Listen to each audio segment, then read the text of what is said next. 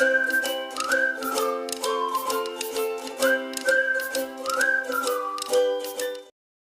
And welcome students. इस video में हम लोग पढ़ेंगे सीजी बोर्ड क्लास 8 साइंस का chapter 11 chemical effects of electric current के एक्सरसाइज सॉल्यूशन को। जैसा कि मैंने आपको एक्सप्लेनेशन वाली वीडियो में कहा था कि पहले हम लोग इसके इंटरनल क्वेश्चंस को देखेंगे और उसके बाद एक्सरसाइज वाले में। तो इंटरनल क्वेश्चन में पेज नंबर 125 में आपका एक क्वेश्चन दिया था, what do you mean by good and poor conductor of electricity. यहाँ पे वो सारे मटेरियल्स जो इलेक्ट्रिक करंट को पास होने देते हैं अपने थ्रू, उनको हम लोग गुड कंडक्टर्स बोलते हैं इलेक्ट्रिसिटी के। वहीं पे वो सारे मटेरियल्स जो पास नहीं होने देते हैं इलेक्ट्रिक करंट को, उसको हम लोग पुअर कंडक्टर्स बोलते हैं इलेक्ट्रिसिटी के। इसमें एग्जांपल नहीं है, आप चाहे तो इंक्लूड कर सकते हो। गुड कंडक्टर्स में हम लोग, क्योंकि यहाँ पे हम लोग फिलहाल इस लेसन में लिक्विड मटेरियल्स की बात की है ना, तो आप यहाँ पे एसिड बेस या सॉल्ट लिख सकते हो एग्जांपल्स में। और पुअर कंडक्टर में हम लोग डिस्टिल वाटर लिख सकते हैं। देन आ जाते हैं, white distil water is a poor conductor while tap water is a good conductor of electricity. इनको भी एग्जाम्पल में ले सकते हो, गुड कंडक्टर में टैप वाटर, पुअर कंडक्टर में डिस्टिल वाटर। तो डिस्टिल वाटर जो है वो एक पुअर कंडक्टर है इलेक्ट्रिसिटी का, क्योंकि उसमें कोई भी डिज़ोल्व्ड सॉल्ट या फिर आयंस नहीं होते हैं। यही आयंस या फिर सॉल्ट ही तो हैं जो इलेक्ट्रिसिटी को कंडक्ट करते थे। वहीं पे जो टैप वाटर है वो गुड कंडक्टर है, क्योंकि उसमें सॉल्ट और मिनरल्स सब कुछ प्रेजेंट होता है, जो कि आयंस देता है, जो करंट को फ्लो होने में हेल्प करता है। तो ये आपके दोनों हो गए पेज नंबर 125 वाले। पेज नंबर 129 में फिर 3 क्वेश्चंस थे। पहला था, what do you mean by chemical effect of electric current, जो आपका लेसन का नाम है। तो जब भी इलेक्ट्रिक करंट पास होता है किसी भी कंडक्टिंग लिक्विड से, मतलब कि इलेक्ट्रोलाइट से, तो वो हमेशा केमिकल चेंजेस क्रिएट करता है उस लिक्विड में। इसी को ही हम लोग chemical effect of electric current बोलते हैं। Second question, what are the main reasons of electroplating. Electroplating के रीजंस क्या क्या हैं? तो मेन रीज़न क्या है? पहला, मेटल को या फिर जो भी मेटल के बने हुए ऑब्जेक्ट्स हैं उनको रस्ट यानी कि जंग से बचाएं, कोरोड होने से बचाएं, मतलब ख़राब होने से। उसके बाद जो भी ऑब्जेक्ट्स हैं उनको शाइनी या फिर अट्रैक्टिव दिखाने के लिए, जैसे ज्वेलरीज में करते हैं।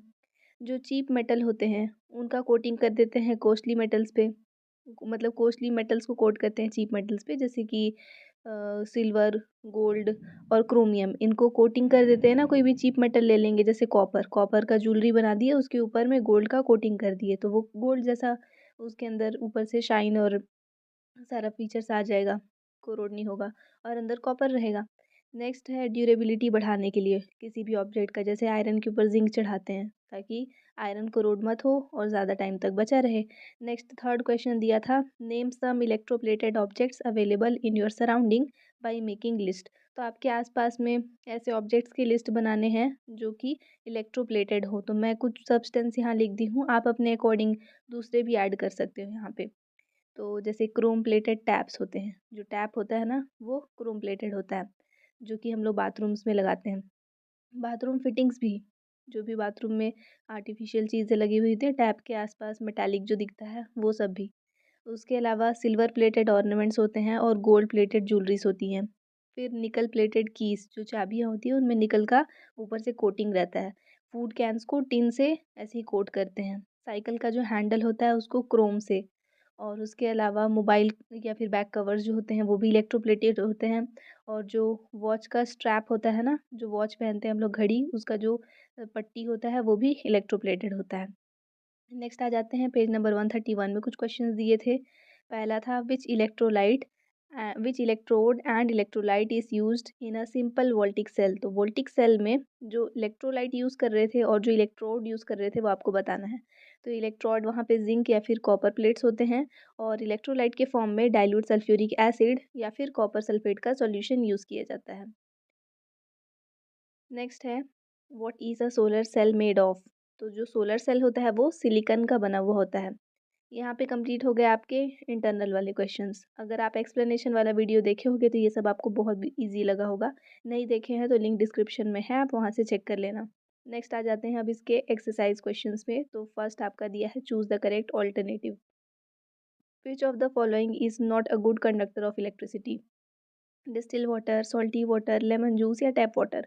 तो गुड कंडक्टर नहीं है बोल रहा है, तो वो आपका डिस्टिल वाटर है, ऑप्शन ए हो जाएगा आपका answer. Then, the electrolyte used in simple voltaic cell. अभी जस्ट देखिए, सिंपल वोल्टिक सेल में जो इलेक्ट्रोलाइट यूज़ हो रहा है वो आपका डाइल्यूट सल्फ्यूरिक एसिड है। इसके अलावा कॉपर सल्फेट सॉल्यूशन भी है, तो आपको दोनों ऑप्शन दिया है यहाँ बस पॉसिबिलिटी है तो आप डाइल्यूट सल्फ्यूरिक एसिड रखो। ऐसे एग्जाम में आएगा तो ये दोनों ऑप्शन आपको एक साथ नहीं मिलेगा। Then the process of depositing a layer of any desired metal on another metal by means of electricity.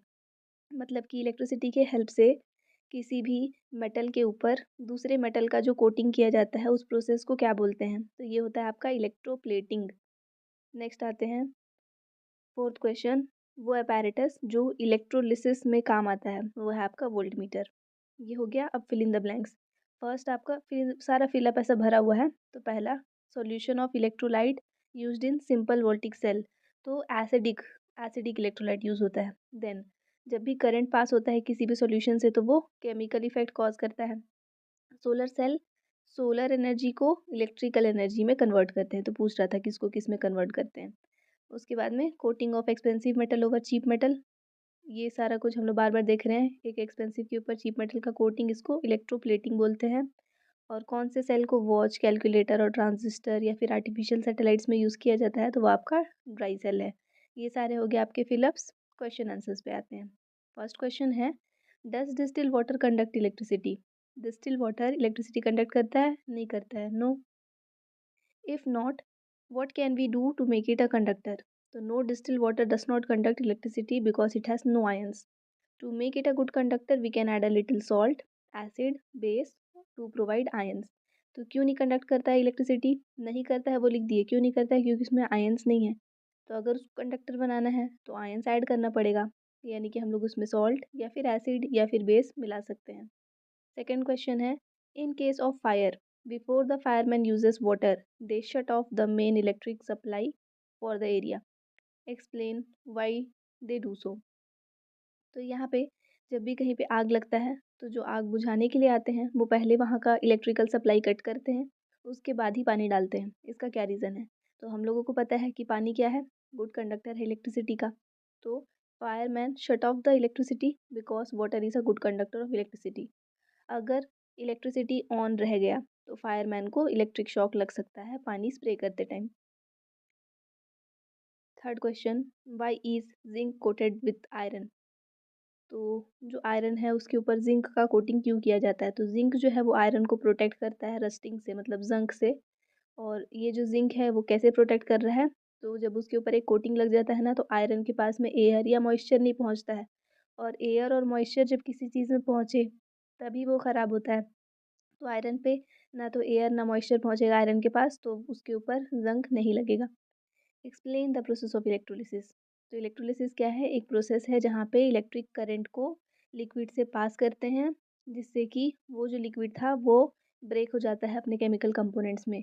जैसे कि आपके पास में सॉल्ट का सॉल्यूशन है, सॉल्ट वाटर। तो अगर इसमें से हम लोग इलेक्ट्रिसिटी पास कराएंगे ना तो ये Na+ और Cl- में ब्रेक हो जाएगा। So electrolysis is the process in which electric current is pass through a liquid, that is electrolyte, causing it to break into its chemical components। ये जो इलेक्ट्रोलाइट्स है वो जब स्प्लिट होते हैं तो वो दो अपोजिट आयंस बनाते हैं, पॉजिटिव और नेगेटिव आयंस, जो कि अपोजिट इलेक्ट्रोड्स पे जाके चिपक जाता है। जैसे कि जो Na+ आयन बना है ये जा करके, क्योंकि ये पॉजिटिव है तो नेगेटिव वाले इलेक्ट्रोड पे चिपक जाएगा, यानी कि एनोड पे। और जो नेगेटिवली चार्ज है वो पॉजिटिव वाले पे, यानी कि कैथोड पे।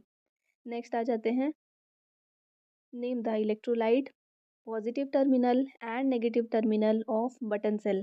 तो जो बटन सेल था ना उसमें इलेक्ट्रोलाइट क्या यूज़ हुआ था, पॉजिटिव टर्मिनल पे क्या था और नेगेटिव क्या था, ये आपको बताना है। तो इलेक्ट्रोलाइट में सोडियम हाइड्रोक्साइड या फिर पोटेशियम हाइड्रोक्साइड यूज़ करते हैं, इसका पेस्ट। पॉजिटिव टर्मिनल यानी कि कैथोड, ये मैंगनीज डाइऑक्साइड का होता है। और नेगेटिव टर्मिनल यानी कि एनोड, ये आपका जिंक का बना हुआ होता है। नेक्स्ट आते हैं, right 3 uses of electroplating. Electroplating का 3 यूज़। तो पहला, ये आपको मतलब मेटल्स को रस्टिंग या फिर कोरोजन से बचाता है।